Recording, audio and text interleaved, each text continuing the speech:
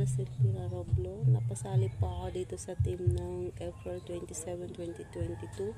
Gusto ko po magpasalamat sa taong nangindaan para mapabilang ako dito sa Team Sunflower kay Creatress Maribig. Siyempre gusto ko rin po magpasalamat kay mahal na Sangre, CEO Sangre Panaya. Then kay CEO Advisor Catherine Martinez Alfonso.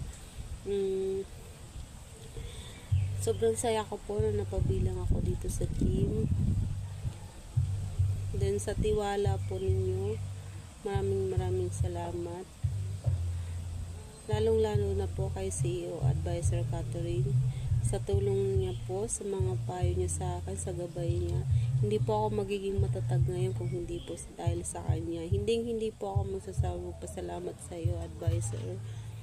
Mahal na mahal po namin kayo. At sa mga opisyalis ng Bala member, sana magtuloy-tuloy lang yung magandang samahan natin sa GC.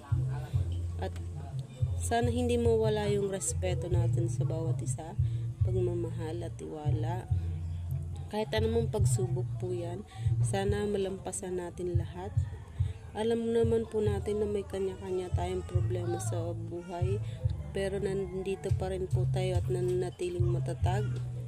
Gusto ko magpasalamat kay Founder Max, kay co-creatress Josephine, kay Secretary, kay Angeli Mateo, sa lahat pong bumubuo ng Team Sunflower. Maraming salamat at Happy New Year to all.